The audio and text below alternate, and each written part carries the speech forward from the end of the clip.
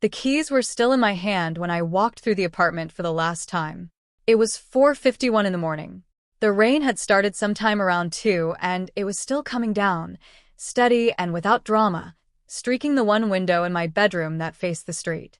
I had one bag, a carry-on, the navy one with the broken zipper pull I had been meaning to replace for 6 months.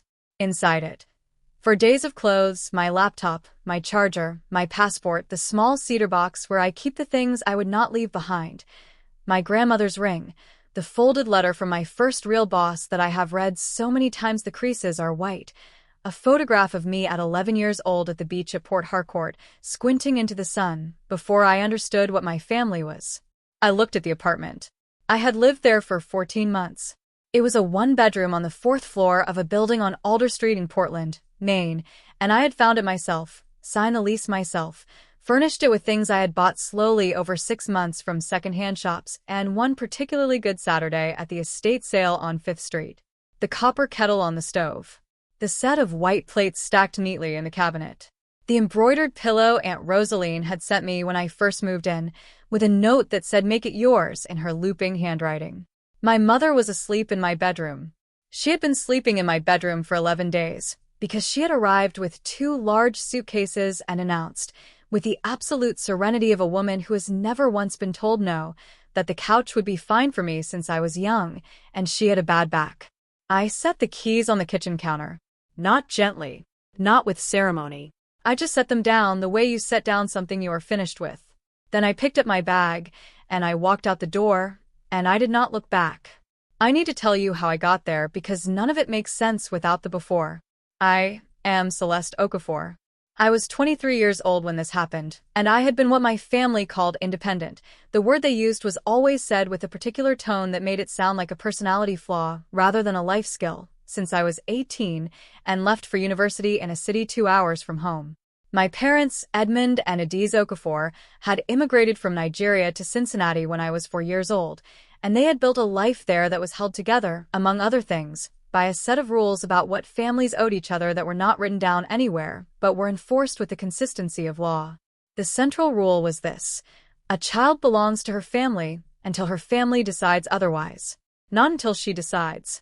Not when she reaches an age at which she can make that determination herself. The family decides. And the family had not decided. My mother, Adiz, was a woman of tremendous capability and very specific vision.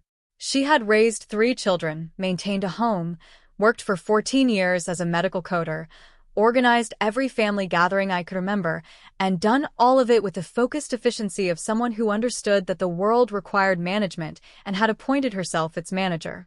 She was the kind of woman other women admired enormously and her own daughters found suffocating, though I did not have the word suffocating for it until I was in my 20s and a therapist handed it to me.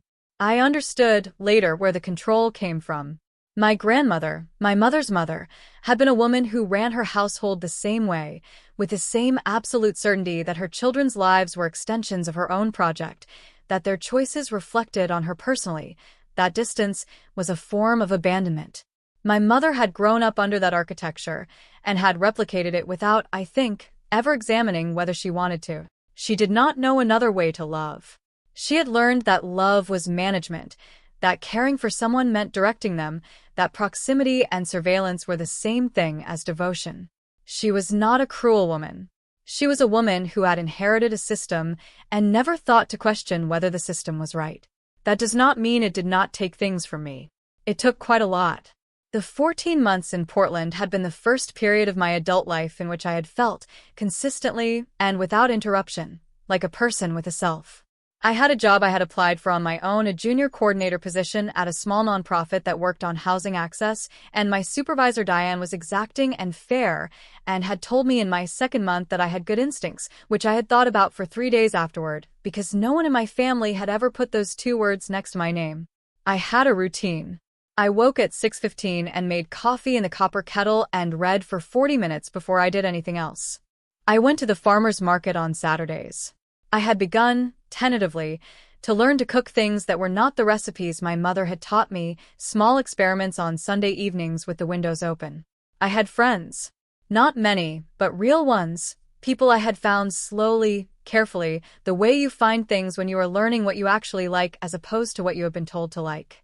Jade, who worked at the coffee shop 2 blocks from my office and who had, as I would later learn, left her own family in Vancouver 2 years prior under circumstances that were different in their specifics and identical in their shape.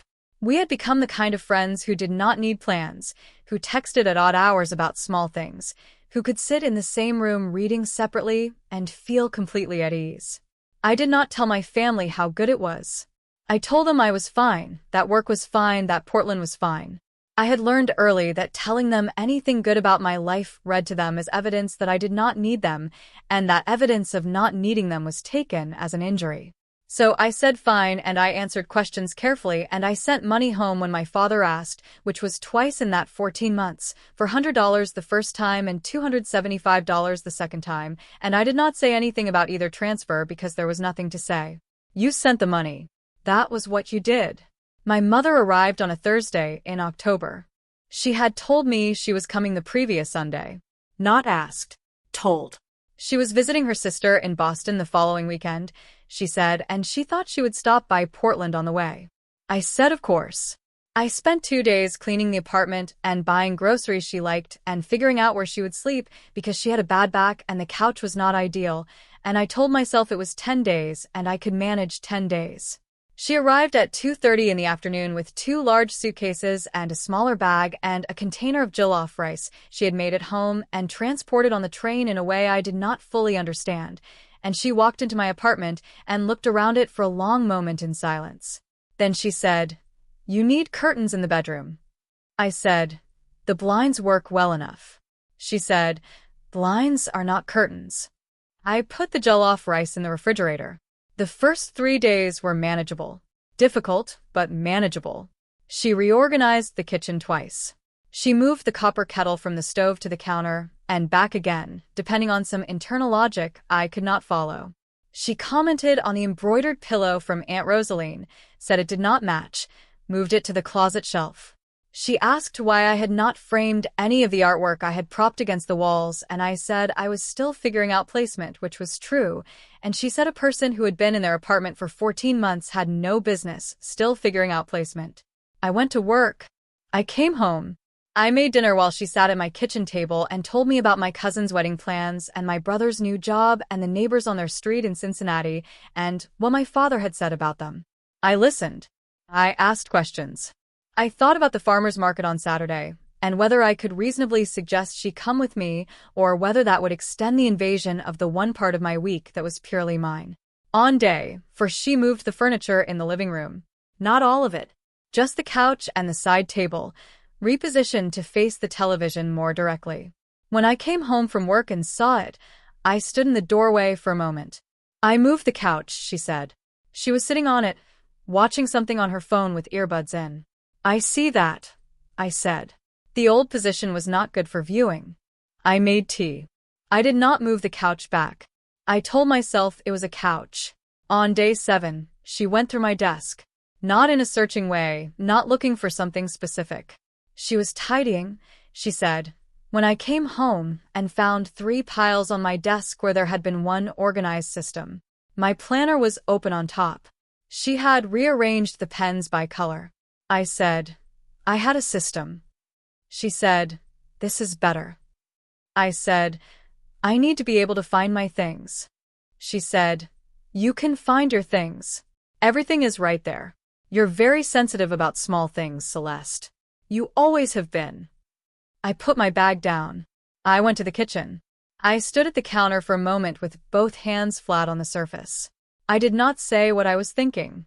I was thinking, this is my apartment. I signed the lease. I pay the rent. These are my things in the arrangement I chose, and you have been here 7 days, and I have said nothing about the kitchen and nothing about the curtain and nothing about the pillow from Aunt Rosaline that is now in my closet, and you have just told me I am sensitive for noticing. I did not say it. I made rice. On day 9, she called my father on speakerphone at the kitchen table while I was eating breakfast. I had learned to give them privacy for their calls, to go to my bedroom or put on headphones, because the calls were not for me, and I did not need to be part of them. But this was my kitchen and my breakfast, and the call was already going before I had registered what was happening. I heard my father say, "How is she?" My mother said, "She is fine. A little, you know how she is. She has her ways." My father said something I did not catch. My mother said, "She's sitting right here." And she said it not as an alert, not as be careful what you say, but with a kind of fond dismissal, as if I were furniture in the room that had briefly attracted notice. I finished my coffee. I put my bowl in the sink. I went to work. The thing about a slow accumulation is that you can reason with yourself through each individual piece of it. The couch is just a couch. The curtains are just curtains. The pens sorted by color are just pens. You tell yourself that none of it is worth the conflict, and that is true. None of the individual things is worth the conflict. But the accumulation is not made of individual things. The accumulation is made of the steady message underneath all of it, the message that says, your preferences are not real, your space is not yours, you are still a child in this family's house, and you will be treated accordingly regardless of the address on the door. By day 10 I was sleeping in increments, waking at 2 and 3, and lying in the dark on the couch that was no longer in the position I had chosen, in the apartment that no longer felt like mine, in the city I had come to because I was trying to become a person. On the evening of day 11, I came home from work and my mother was on the phone with someone. I gathered from the conversation that it was one of her friends from Cincinnati, and she was describing me, in the present tense, as if I were not in the room and had never moved away from home, as a girl who needed direction. She said I had always been her most difficult child, that I had a stubborn streak, that she was staying a little longer to help me get sorted. A little longer. I went to my bedroom. I sat on the edge of the bed. I looked at my phone for a long time without calling anyone. The rain had started outside the window, the same window my mother had said needed curtains, and I could hear it on the glass, low and steady. It was 9:23 p.m. I thought about calling Jade. I opened our thread and looked at it, and did not type anything. I thought about what I would say. I thought about how many times I had almost told people, friends, Diane at work, Dr. Mbatha on the phone sessions I had been doing since the summer, how many times I had started to describe what it was like and found myself softening it, making it smaller, because when you describe it out loud it sounds like nothing. It sounds like a mother visiting. It sounds like a woman reorganizing a kitchen. It sounds like nothing, and it is everything, and I did not yet know how to explain the gap between those two things. I sat there for a long time. I did not cry. I did not call anyone. I just sat with it, the weight of 11 days and 23 years and all the versions of the same conversation I had been having my whole life, the one where I said this is mine, and heard back, no, it isn't, not really. Then I heard my mother finish her call. I heard her move to the kitchen. I heard the kettle, my copper kettle, go on. And I heard her say, to no one in particular, or perhaps to me through the wall, in the tone she used for statements that were not up for discussion, I was thinking I might stay through the end of the month. I sat very still. The end of the month was 19 more days. I came out of the bedroom. My mother was at the stove. She did not turn around. Stay through the end of the month, I said. Your aunt in Boston changed her dates, she said. It's easier to stay here. I'll help you sort the apartment properly. The apartment doesn't need sorting. She turned around then. She looked at me the way she looked at me when she was deciding whether I was being genuinely difficult or just momentarily emotional, a look I had been receiving for 23 years and had never found a response to. You belong to this family, she said. I don't understand why that's something you fight against. Stop embarrassing your father with this attitude. He worries. Okay, I said. She turned back to the stove. I went back to my bedroom. I sat down at my desk. I opened my laptop. I looked at flights. There is a moment, I think, where a decision that has been building for a long time stops being a decision and becomes simply a fact. I was not shaking. I was not crying. I was not in the dramatic state that I might have expected, given how large the thing felt. I was just very clear. Clearer than I had been in 11 days. Clearer possibly than I had been in a long time. I found a flight departing Portland at 6:10 a.m., connecting through Philadelphia, landing in Atlanta at 11:40 a.m. Atlanta, where Jade had moved 6 months ago and had been telling me, in her low-key persistent way, that the city was good and that there was a guest room and that it would be there when I needed it. The fare was $214. I booked it at 11:47 p.m. I packed the one bag in the dark, quietly, with the particular focused efficiency of someone who has decided and does not need to revisit the decision. 4 days of clothes, the laptop, the charger, the passport, the cedar box, the photograph of me at the beach. I left the white plates. I left the embroidered pillow on the closet shelf. I left the couch in the position my mother had moved it to because it was just a couch. I put the keys on the kitchen counter. At 4:51 a.m., I walked out of the apartment on Alder Street in Portland, Maine for the last time. The rain was still coming down. I had arranged a car to the airport, a small blue sedan that was waiting at the curb, and the driver said good morning and I said good morning, and that was the entirety of the conversation for the 20-minute drive, which suited me entirely.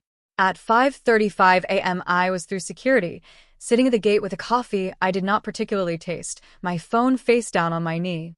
At 6:10 a.m., the plane lifted. I watched the city fall away beneath me, the dark grid of it in the early morning, and I thought, she is still asleep in my bedroom. She does not know yet. I thought about what the apartment would look like when she woke up, the keys on the counter, my bedroom cleared of everything personal, the coffee cup I had rinsed and left in the drying rack because I am someone who rinses her cups even when she is leaving. I thought about what she would do first. I thought she would assume I had left early for work. I thought it would take her some hours to understand that it was not that. I turned my phone face up and sent one message, to my father only. I'm safe. I'll call when I'm ready. Then I turned it face down again and looked out the window at the cloud cover coming in. Jade met me at the arrivals level of Hartsfield-Jackson in Atlanta at 11:52 a.m., holding a paper cup of coffee she had brought for me, because that is the kind of person she is. You actually did it, she said. I actually did it, I said. She had a one-bedroom apartment in a neighborhood called Kirkwood, with a small second room she had fitted out as a guest space. It had a window that faced east and a good bed and a set of curtains, real curtains, not blinds, in a dusty blue that I immediately liked. I put my bag down and sat on the edge of the bed and felt, for the first time in 11 days, that the air in the room belonged to me. That afternoon, the calls started. The first came from my mother at 2:17 p.m.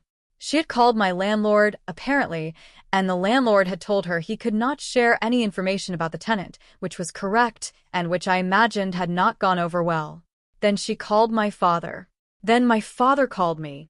Then my aunt in Boston called. Then a cousin I had not spoken to in 3 years called, and then another one, and by 7 p.m. the count was at 53 missed calls across 4 different family numbers. I put the phone on the bed beside me and looked at it. Jade knocked on the open door. Hungry? Yes, I said. We went out and ate at a diner 2 blocks away, at a booth by the window, and the city moved past outside, and I ate scrambled eggs and listened to Jade tell me about the first 2 weeks after she had left Vancouver and what it had felt like, the specific texture of the guilt and the relief running parallel, and how eventually the relief had gotten larger and the guilt had gotten smaller. Though she said honestly it never went all the way to nothing, and that seemed right to me and honest, and I was grateful for it. Real family does not test whether you can survive without them. My mother called again the following morning from a number I did not recognize, which I assumed was a borrowed phone. I picked up. She said, "Where are you?" "I'm safe," I said. I told Dad. "Where are you, Celeste?" "I'm not going to tell you that right now." The silence on her end was the particular silence of a woman who has encountered a wall where she expected a door. "I don't understand you," she said, and for the first time in the conversation her voice had something in it that was not authority. It was something smaller and more uncertain, and I recognized it because I had felt it myself, recently, sitting on the edge of a bed in Portland in the rain. "I know," I said. "You walked out of your apartment. You left your keys. Your landlord called me. Do you understand how that looked?" "Mom," I said. "You told me I was staying on the couch in my own apartment because you had a bad back. You rearranged my kitchen. You went through my desk. You moved my furniture. You told your friend I was your most difficult child while I was in the next room. And when I asked you how long you were staying, you told me through the end of the month." Silence. "I needed my home back," I said. "So, I went somewhere I could have won." She said, "You could have talked to me." "I've been talking to you my whole life," I said. You don't hear it. I said that clearly and without anger because I was not angry. I was past angry. I was in the place on the other side of anger, where things just become true. She did not have a response to that. We sat in the silence together for a moment, and then I said, I'm going to call you next week. I'm not disappearing. I just need you to understand that the apartment was mine, and I get to decide who stays in it and for how long. She said, You're my daughter. I know, I said. That doesn't change what I just told you. We said goodbye. I put the phone down. I looked out the east-facing window at the Atlanta morning, the sun just starting to come through the dusty blue curtains, and I thought about the photograph of me at 11 years old at the beach at Port Harcourt, squinting into the sun, before I understood what my family was. I had brought it with me. It was in the cedar box on the nightstand. I was 23. I had a carry-on bag and $214 charged to a card I would pay off in 2 months and a friend who had met me at the airport with coffee. I had a guest room with curtains. It was enough. It was more than enough. It was a beginning. In the weeks that followed, I spoke to my father once and to my mother twice. The conversations were short and careful, the way conversations are when the terrain has shifted and no one has fully mapped the new ground yet. My father was quiet in the way he was quiet when he was processing something he did not want to say directly. He asked if I was safe, and I said yes, and he said good, and there was a pause, and then he said he supposed I needed to do what I needed to do. It was the closest thing to acknowledgement I had ever heard from him on the subject, and I wrote it down in the small notebook I keep by my bed, not because I thought it would be enough, but because it was real, and I wanted to remember it. My mother was harder. She had, I think, been expecting me to come back within a week, or to call in distress, or to prove in some way that I could not actually manage without her direction. When it became clear that none of those things were going to happen, she moved through a period of distance and then a period of pointed remarks delivered through my Aunt Rosaline as intermediary, and then gradually, very gradually, the way glaciers move, in increments you can only see if you have been watching a long time, something that was almost accommodation. Not agreement. Not understanding. But a slight, reluctant adjustment of the terms. She did not move into anyone else's apartment. I did not go back to Portland. I had a phone call with my landlord, a brief and practical conversation about the lease and my notice period and the deposit, and I thanked him for not telling her anything, and he said he appreciated that I had left the apartment in good condition. I had, in fact, left it in very good condition, because that is how I am. I had rinsed the coffee cup.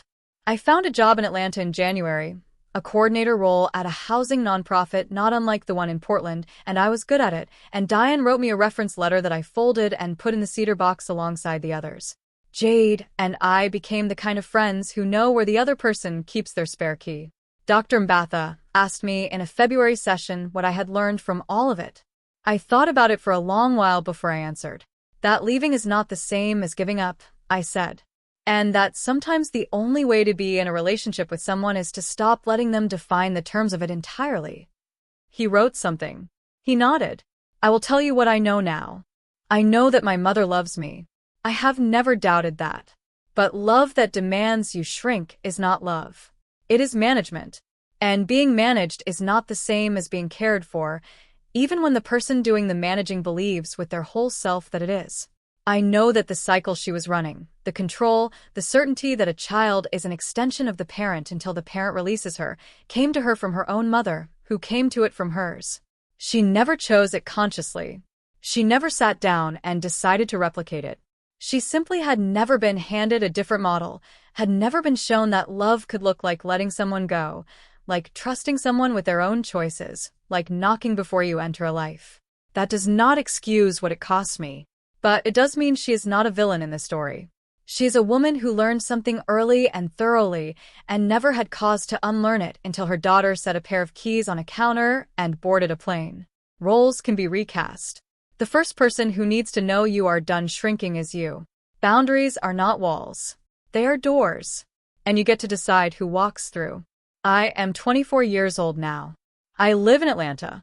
I have curtains in my bedroom, and a guest room I have offered to more than one person who needed it, because I know what it means to have somewhere to go. I speak to my mother on Sundays. The calls are shorter than they used to be and more honest, which means they are better. We do not agree on everything. We will not agree on everything. But she calls now, instead of arriving. She asks how long would be a good time to visit. She does not always like my answers. She asks. Forgiveness is not access.